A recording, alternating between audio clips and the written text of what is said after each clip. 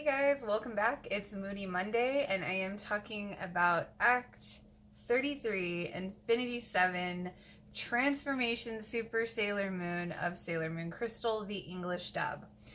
Right off the bat, we see the mini moon, Chibi Moon, do her pink sugar heart attack again, and it's just like A for effort.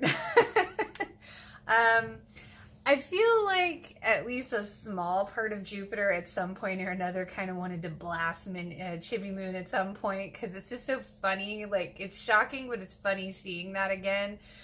Just a little bit. I think we all felt that way at some point or another, right? So, you can't really totally blame Jupiter. If there's a little part of her that Cyprian and Pituli totally brought out in her,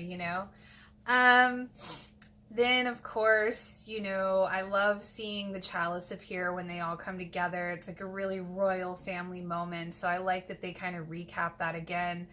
And the Super Sailor Moon transformation is really pretty. I like it. It's very pretty. I like seeing all the talismans react.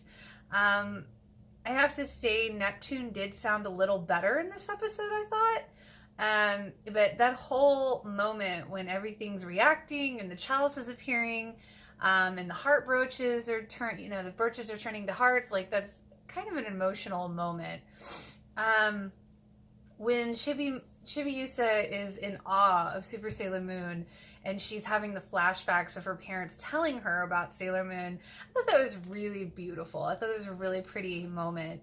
Then we kind of flash over to, Creeper Professor Tomo, and you feel so bad for Hotaru because she's going through all this craziness, or should I say, Mistress 9 is on the scene. And that reject Darth Vader voice for Master Pharaoh 90. It just makes me laugh every time I hear it. Seeing Rainbow Moon Heartache is just really pretty. I love that whole scene. And then bye-bye Cyprian and Tully. And Mistress 9 is seems to be coming for Kaori Knight because she thinks she's an idiot. I think it's always funny when the outer senshi are like, you think of us as friends? They just don't know how to react to that, And that one part, we don't really worry about money. Gee, it must be nice. When Super Sailor Moon breaks down hearing about the destruction of the Moon Kingdom, and I just love that moment when Tux comes to comfort her, He's just a lot more proactive in that role, I think, especially in Crystal versus the original. Sailor Saturn Silence Glaive, just rehearing the story, it's so quick. It's so tragic, but it's so quick. It's interesting that, their story is quickly told in Crystal, but they do it with such impact, I think. And I think I really like that because, yes, it's very quick in Crystal, but they manage to tell these stories with such impact. At least for me, that's the way I feel. Because that whole moment where they're realizing that it's Hotaru and, the outer senshi are going to kill her, and, Uranus's resolve to kill her versus Super Sailor Moon's plea to save her is such a conflicting moment. And that's clearly what they were going for. But again, it's just one of those really well done scenes where it just leaves an impact. And then, of course, Chibi Moon running off to Hotaru, and her resolve is real in that moment. And then, of course, Mistress 9's got to show up and just ruin the whole thing.